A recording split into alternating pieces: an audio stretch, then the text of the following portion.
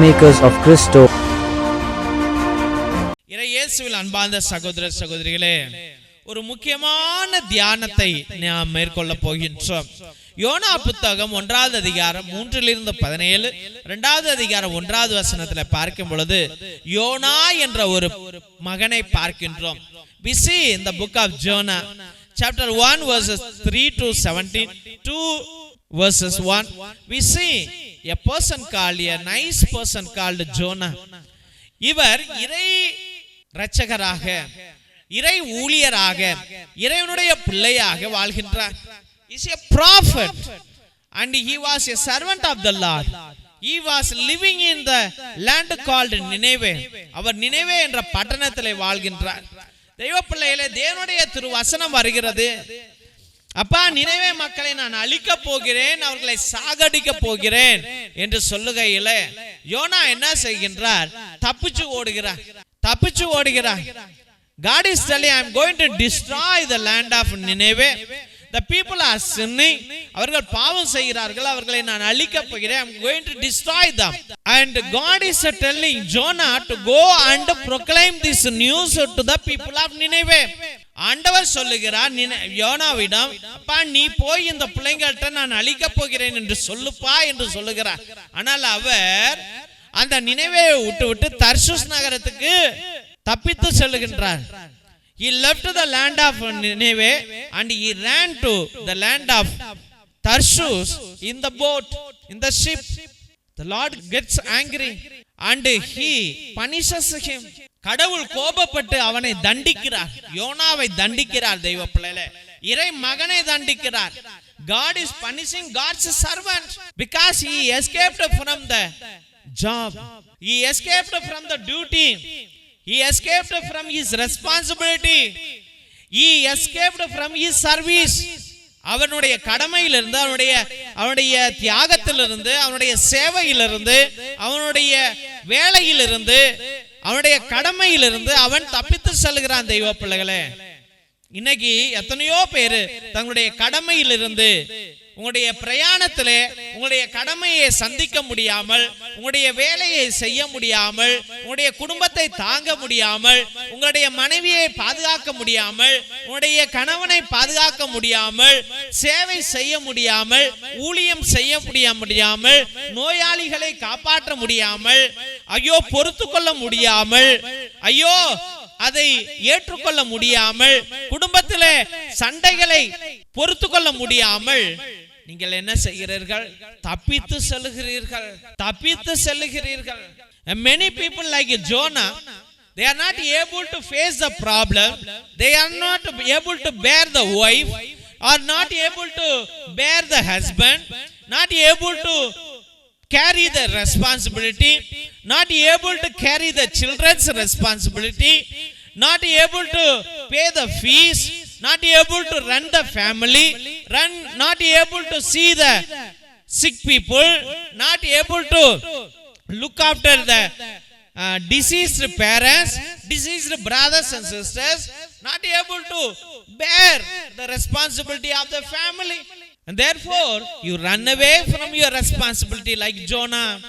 You are running away from your responsibility. ஐயோ ஓடி போலாமே, செத்து போலாமே, அங்க ஓடி போலாமா, இங்க ஓடி போலாமா, அம்மா அப்பா வீட்டுக்கு போலாமா, அண்ணன் தம்பிங்க வீட்டுக்கு போலாமா. You plan every day, you plan every day, you plan every day. Every day you plan. Oh, let me run to my parents' house, let me run to my brother's sister's house. Ayyo, we cannot bear with this responsibility.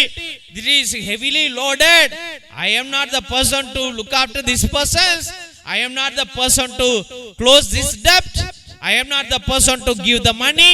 I am not the person to help these people. So you escape.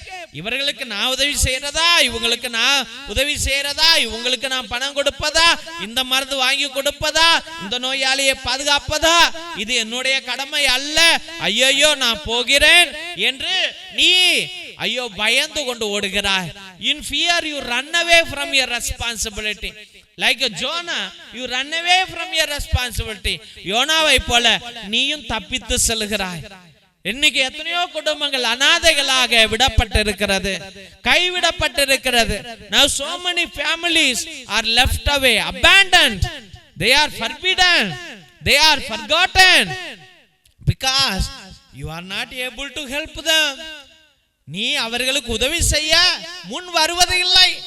எத்தனை குடும்பங்கள் இன்று அனாதைகளாக ஆக்கப்பட்டது. உன் அண்ணன் தம்பி குடும்பங்களே, அக்கா தங்கை குடும்பங்களே அனாதைகளாக ஆக்கப்பட்டிருக்கிறது. ஏனென்றால் நீ உதவி செய்யவில்லை. Today many families are abandoned. Your own brothers sisters families are abandoned because you did not help them.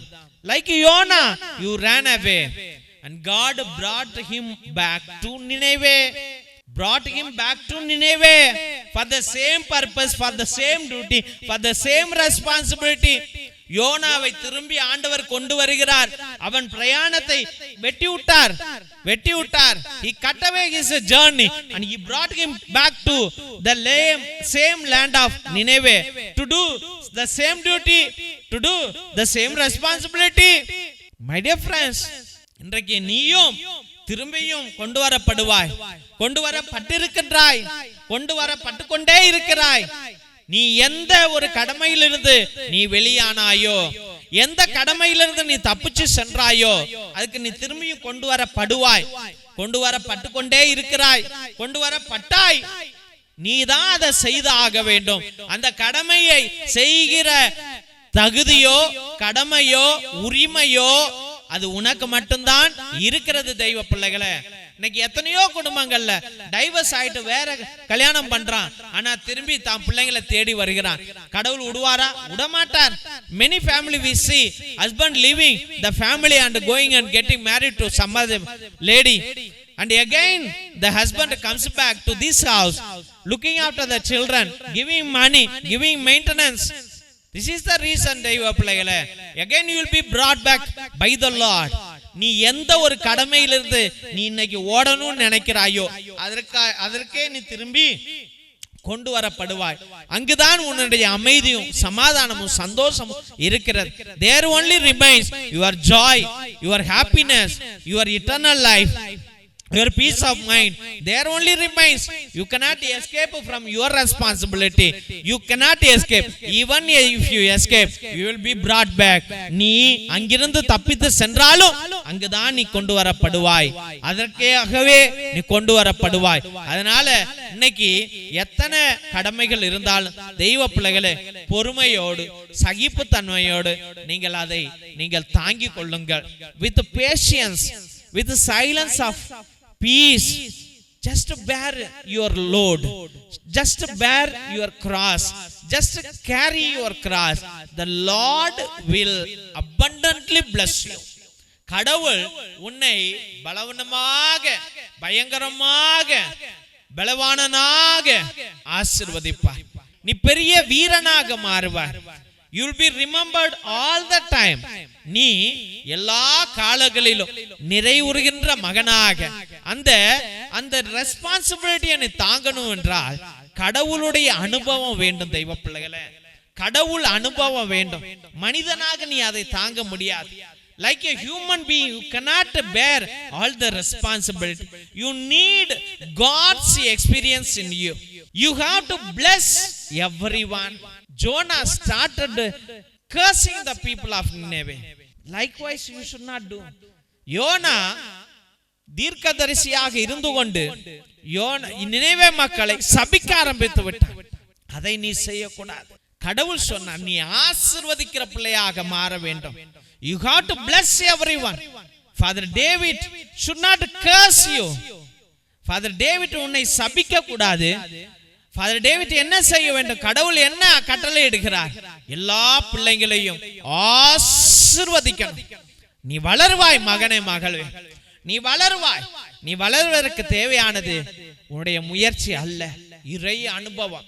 இறை அனுபவம். உன் தடங்கல்கள் எல்லாம் மாற வேண்டும் என்றால், நீ பூ மாலையாக மாற வேண்டும் என்றால் இறை அனுபவம் வேண்டும். அவரை உணரு. இந்த உலகம் உன்னை விடாது, பல டென்ஷன் கொடுக்கும். ஆனால் நீ இறை அனுபவத்தை உணர்ந்தால் நீ வெற்றி அடைவாய். எத்தனை கஷ்டங்கள் வந்தாலும், இறை அனுபவம் இருந்தால் நீ ஈஸியா தாண்டி போயிருவ. whatever may be the struggle in life that you are facing, if you have God's experience, you will just jump over it and run over it. You will win over it. You will succeed in it. நீ இதில் வெற்றி அடைவாய். அதனால தொடர்ந்து ஜெபிப்போம். தெய்வ பிள்ளைகளாக நாம் இறை அனுபவத்தை அடைவோம். ஆமென். திருசிலுவை ஆசீர்வாதத்தை பெற்றுக்கொள்வோம். தந்தை ஆசீர்வாதத்தின் திருசிலுவை. திருசிலுவை உனக்கும் உன் குடும்பத்திற்கும் வெளிச்சமாய் இருக்கிறது. நரக சர்ப்பம் உனக்கு அதிபதியாக வேண்டாம். சாத்தானே அப்பாலே போ. அபத்தங்களை பிள்ளைகளுக்கு போதிக்காதே. நீ கொடுப்பது தீது, நீயே அந்த நஞ்சை உட்கொள். நற்கருணை ஆசீர்வாதத்தை பெற்றுக்கொள்வோம். எல்லாம் அல்ல இறைவன் தந்தை, மகன், தூய ஆவியார் உங்களையும் உங்கள் குடும்பத்தையும் ஆசீர்வதித்து வழிநடத்தி காத்தருள்வாராக. ஆமென், ஆமென், ஆமென். இறை இயேசுவில் அன்பார்ந்த சகோதர சகோதரிகளே, உங்கள் அனைவருக்கும் எங்களுடைய மனமார்ந்த நன்றிகளை தெரிவித்துக் கொள்கிறோம். எத்தனையோ பேர் எங்களுடைய ஏழை எளிய பிள்ளைகளுக்கு உங்களால் முடிந்த பழைய துணி, பத்தாத துணி, பயன்படுத்தாத துணி, நோட்டு, பேனா, புஸ்தகங்கள் என்று சோலார் லைட் என்று நீங்கள் அனுப்பி கொண்டே இருக்கிறீர்கள். அதற்காக என்னுடைய மனமார்ந்த நன்றிகளை தெரிவித்துக் கொள்கிறோம். தெய்வ பிள்ளைகளே, நீங்கள் அனுப்பிய ஒவ்வொரு துணியையும், ஒவ்வொரு நோட்டு, புஸ்தகம், பேனாவையும் எங்களுடைய சபை ஸ்தாபகர் மோஸ்ட் ரெவரண்ட் பிஷப் ஹிபோரா குசாலா மற்றும் எங்களுடைய சபை தலைவர் ரெவரண்ட் ஃபாதர் கிஷோர் பாபு ஒவ்வொரு நாளும் ஏழை எளிய பிள்ளைகளுக்கு அதை பகிர்ந்து கொண்டே இருக்கிறார்கள். அதை தான் இந்த போட்டோல நீங்க அனைவரும் பார்த்து கொண்டிருக்கிறீர்கள். மற்றுமாக உங்களால் முடிந்த அளவுக்கு உங்களுடைய உற்றா உறவினரிடம் சொல்லி கூட இந்த பழைய துணி, பத்தாத துணி, பயன்படுத்தாத துணிகளையும் மற்றுமாக ஏதாவது நோட்டு, பேனா, புஸ்தகங்களை கூட நீங்கள் தொடர்ந்து அனுப்பும்படியாக அன்போடு வேண்டுகின்றோம். மற்றுமாக தெய்வ பிள்ளைகளே, ஒவ்வொரு நாளும் மதியம் 3 மணியிலிருந்து 5 மணி வரைக்கும் தேவனோடு ஒன்றித்து இறை இரக்கத்தின் ஜெபமாலை, நற்கருணை ஆராதனை, நவநாள் மற்றுமாக உன்னத திருப்பலியை உங்களுடைய கருத்துகளுக்காக 2 மணி நேரம் ஒரே குருவானவர் ஜெபிக்கிறார் என்றால் உலகத்துல எங்கேயுமே நடக்கல. அது தயவு செய்து தெய்வ பிள்ளைகளே, உங்களுடைய கருத்துக்களை அனுப்புங்க. உங்களுடைய கருத்துக்களுக்காக நாங்கள் அனுதினமும் ஜெபித்துக் கொள்வோம். ஒருவேளை நீண்ட நாட்கள் உங்களுடைய கருத்துக்கள் நிறைவேறவில்லை என்றால் நேர்த்தி திருப்பலி அர்ப்பணிங்கள். 3 திருப்பலி, 5 திருப்பலி, 7 திருப்பலி, 9 திருப்பலி, 12 திருப்பலி, 21 திருப்பலி, 30 திருப்பலி, 33 திருப்பலி என்று நீங்கள் அர்ப்பணிப்புக்கலாம். உங்களுக்காக அனுதினமும் நாங்கள் ஜெபித்துக் கொள்வோம். 2 மணி நேரம் ஜெபிப்போம். பேரை சொல்லி சொல்லி ஜெபிப்போம் என்பதை அன்போடு தெரிவித்துக் கொள்கிறோம். மற்றும் அவருடைய குடும்பத்தில் யாராவது உடைய உறவுகள், நெருங்கிய உறவுகள் மரித்திருந்தால் நீங்க கிரகோரியன் மாஸ், அதாவது புனித கிரகோரியார் திருப்பலியை நீங்கள் அர்ப்பணிக்கலாம். 30 திருப்பலி, ஒவ்வொரு திருப்பலிக்கும் ரூபாய் 100 என்பதை அன்போடு தெரிவித்துக் கொள்கின்றோம். ஆத்ம இளைப்பாறுதலுக்காக இதை அர்ப்பணிப்பார்கள். நம்முடைய திருச்சபையில உங்களுடைய கருத்துக்களை நீங்கள் அனுப்பலாம் என்பதை அன்போடு தெரிவித்துக் கொள்கிறோம். மிரக்கல் ஆயில், அதிசய எண்ணெய், இது கோகனட் எண்ணெய் கிடையாது. இது அற்புதங்களை செய்யக்கூடிய வல்லமையான எண்ணெய். எல்லா நோய்களுக்கும் வலிகளுக்கும் பயன்படும். தலைவலி, நெஞ்சு வலி, மூச்சு வலி, முழங்கால் வலி மற்றுமாக மூச்சு வாங்கல், வயிற்று வலி அனைத்திற்கும் பயன்படும். எல்லா நோய்களையும் தீர்க்கும். மற்றுமாக குழந்தை பாக்கியத்திற்கு கூட இது அருமையாக செயல்படும். இதை வாங்கி நீங்கள் தயவு செய்து பயன்படுத்தும்படியாக அன்போடு வேண்டுகின்றோம். இறை இரக்கத்தின் விடுதலை ஜெப புத்தகம். இது அந்த காலத்தில் நம்முடைய மூதாதையர்கள் செபஸ்தியா தகடு, அந்தோனியா தகடு செய்வதற்காக வல்லமையான ஜெபங்களை வைத்து அந்த தகடுகளை செய்தார்கள். அதில் உள்ள ரகசிய ஜெபங்கள் உடையவை இவை. இந்த ஜெபங்களை வாங்கி நீங்க பயன்படுத்துங்க. உங்களுடைய செய்வினைகள், கட்டுகள், குடும்ப கட்டுகள், தலைமுறை சாபம் அனைத்திலிருந்து உங்களுக்கு விடுதலையை ஆண்டவர் கொடுப்பார். இது வல்லமையான புத்தகம் தெய்வ பிள்ளைகளே. இதை வாங்கி நீங்கள் பயன்படுத்தும்படியாக அன்போடு வேண்டுகின்றோம். மற்றுமாக தெய்வ பிள்ளைகளே, ஒவ்வொரு நாளும் மதியம் 3 மணியிலிருந்து 5 மணி வரைக்கும் நடக்கும் இந்த உன்னத ஜெபத்தில் கலந்து கொள்வதற்காக நன்றிகள். இந்த சேனலை தயவு செய்து சப்ஸ்கிரைப் பண்ணுங்க, இதை ஷேர் பண்ணுங்க, உங்களுடைய வாட்ஸ்அப் ஸ்டேட்டஸ்ல வைங்க, உங்களுடைய வாட்ஸ்அப் குரூப்ல வையுங்க, மற்றவர்களிடம் பகிர்ந்து கொள்ளுங்கள். தெய்வ பிள்ளைகளே, இந்த ஜெப வழிபாட்டில் கலந்து கொள்ளுங்கள், கேட்டுக்கொள்ளுங்க. ஆண்டவர் அற்புதங்களை அவர்களுக்கு செய்வார். நீங்க இந்த ஊழியத்தை தாங்கினார், உங்க குடும்பத்தை ஆண்டவர் தாங்குவார் என்பதை அன்போடு தெரிவித்துக் கொள்கின்றோம். தேவனுக்கே மகிமை உரிதாகுக. God bless you all.